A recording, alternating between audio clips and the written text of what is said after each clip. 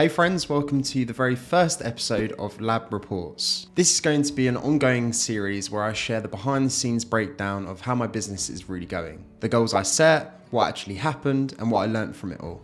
If we haven't met before, hi, I'm Sam. I'm an operations consultant for agency owners. And like all of you, I'm going through the trials and tribulations of building a business. So I wanted to start documenting the journey for two reasons. First of all, for you, my clients, to give you full transparency of the business that I run and how I'm actively thinking about the services and offers that I'm providing. And secondly, selfishly for me to reflect and course correct on the direction that my business is going. So in this Q1 edition, I'll walk you through what I expected to happen, what actually happened, and the biggest lessons I'm taking into Q2. Part 1, expectations. So let's start with what I set out to do in Q1, and I certainly had big plans. This was an ambitious quarter and I wanted to get a lot of things done. The first thing on my list was to launch or relaunch Agency HQ, which was our updated version of the previous version called Notion for Agencies. If you don't know by now, this is our flagship template that has an all-in-one system for agencies to work inside of Notion.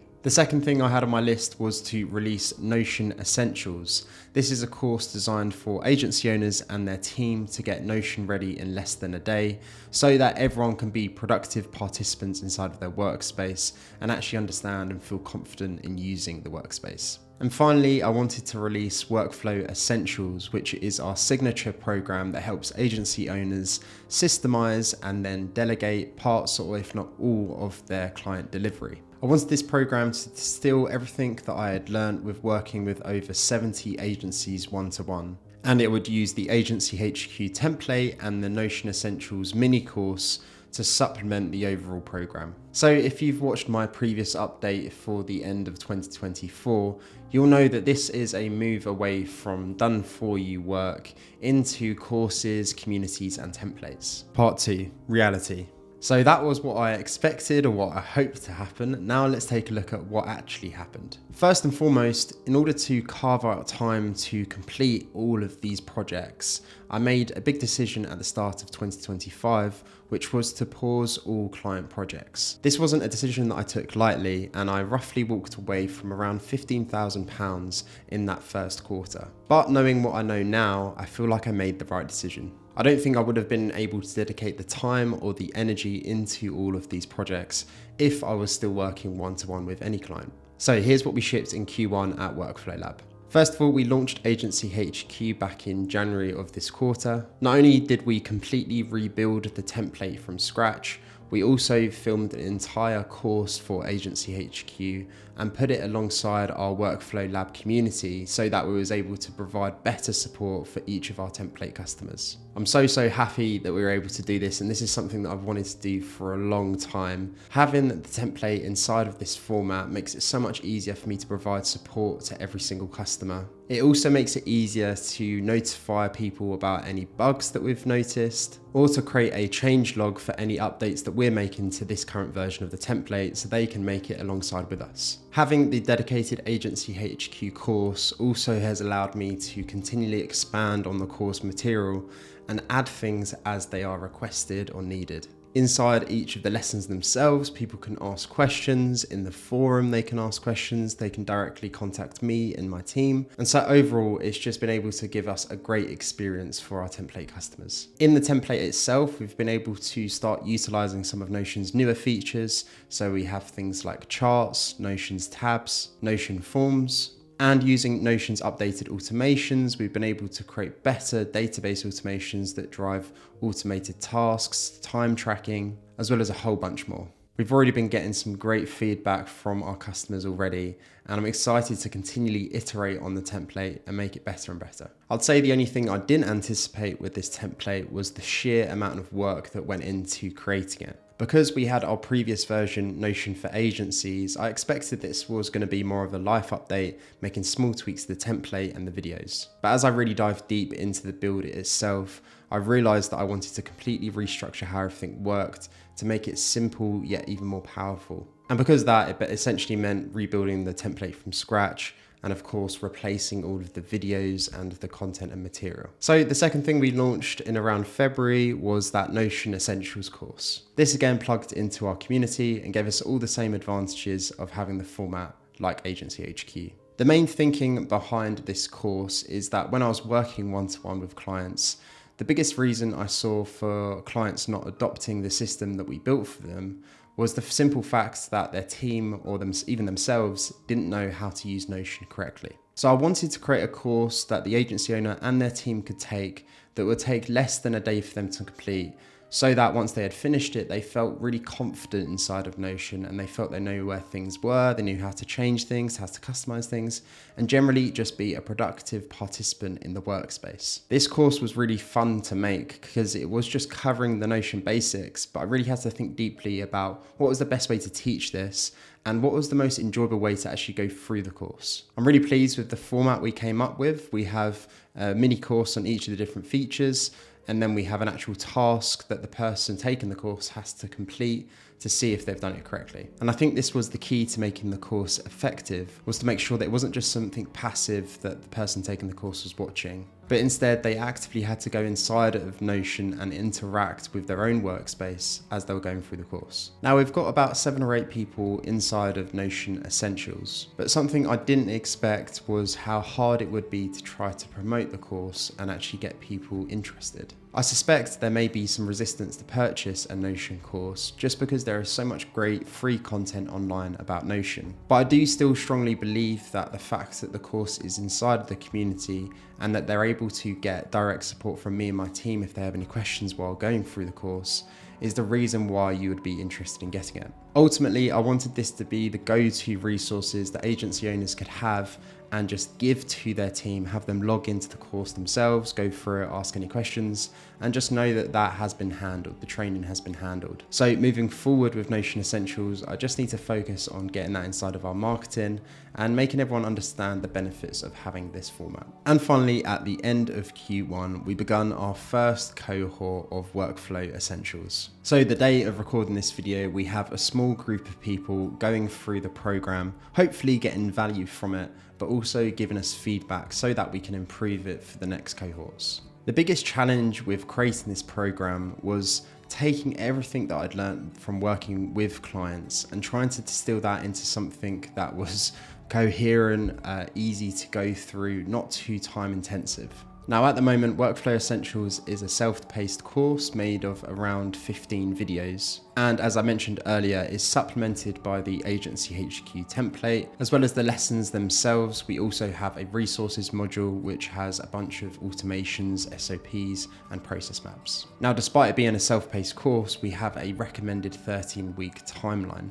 And the reason for that is that I wanted the agency owners who are taking the course to be able to spend around 1 to 2 hours a week and within 13 weeks be able to complete the program. As I moved away from done for you work, I was cognizant of the fact that I needed to make sure that the workload that I was putting inside the program wasn't too time intensive for already busy agency owners. So far, I think we've struck a good balance of this 1 to 2 hours a week, as the small group that are going through the program have been able to keep up with this pace. Workflow Essentials has ultimately been the thing that I've been wanting to make for a long time, and so it's been really exciting to see this group inside of there getting value from it and asking questions. We've already started receiving some feedback and making improvements, and so I'm looking to launch the next cohort fairly soon. So we managed to complete all of the projects that we had planned at the start of Q1. But of course, with that decision to pause our usual services came a trade-off, and our revenue dropped from Q4 2024 to Q1 25. But again, that was a conscious trade, as I knew I was buying back my time to actually be able to do all of these launches. And I'll be completely honest, I'm still not yet sure if this was the right move, but it felt like it was something that was right for this season of my business. And I'm sure things may change in the future as well. Part 3, lessons learned. So what did the experiences in Q1 teach me? Well, the first thing that I took away is that in business, everything is a test. In the last business update video, I spoke about the fact that it took me over a year until I decided to increase the prices of my client engagements. And that was because I just made the assumption that my clients weren't willing to pay more. The thing I said in that video is that I wish I had just tested my prices, as I could always have brought them down if they were too high. Well, this quarter, I've really tried to live by the mantra that everything in business is an experiment. And so I took all of these different launches and the fact of pausing my client engagement as something that could be temporary. It didn't mean I had to commit to it entirely and that I was just testing these things. By reframing things this way for myself, it became a lot easier to take bold actions without having perfect certainty if the thing was going to work. Now, I know that might sound hypocritical for someone who is helping businesses systemize, which generally is about adding layers of protection over their current processes. But for me, in this current stage of my business, you could say that I'm almost in the product market fit stage. And so I'm not so concerned about protecting the things that I have already made, but instead trying new things to see if they work. I also think that tests don't have to be as major as the one I've made this quarter. So for example, a new test I started was an emails newsletter, which I'm calling Workflow Wins. It comes out every Wednesday and it's a minute read to try to give someone, well, a win in their workflows. The old me would have wanted to fret about this and really overanalyze what other people are doing and thinking about if it's the right thing.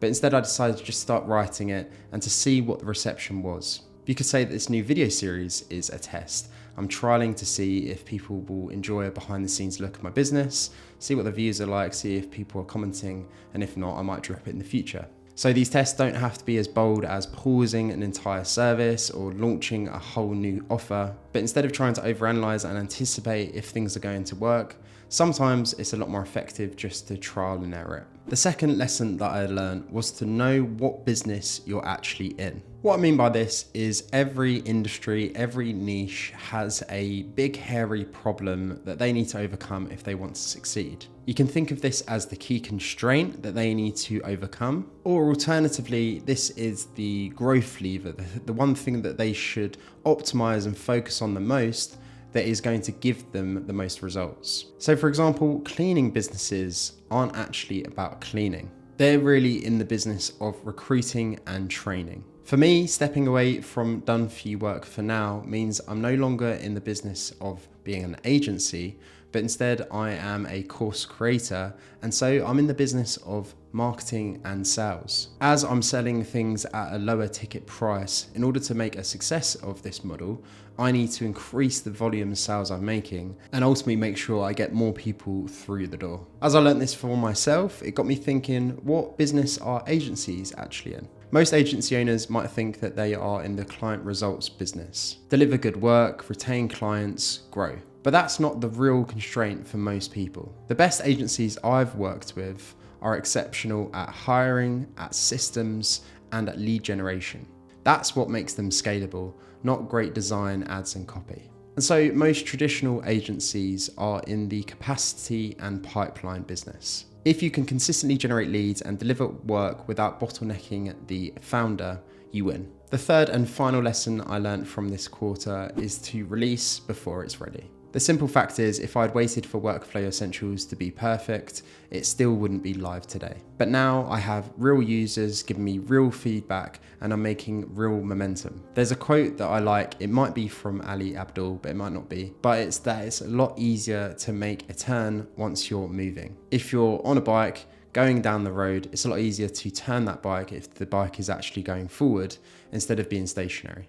And this is something that I like to keep in mind. It's better to actually begin something and build that momentum, build that motivation, than it is to delay something and keep it behind closed doors. So if you're interested in systemizing your client delivery and potentially hiring and delegating it out to talent, you should definitely check out the links down below to apply to Workflow Essentials and potentially be part of the next cohort. If you enjoyed this type of video, please do let me know in the comments below, and that will give me the confirmation that I should continue making these and that this experiment has potentially worked. Thank you so much for watching, and until next time, bye-bye.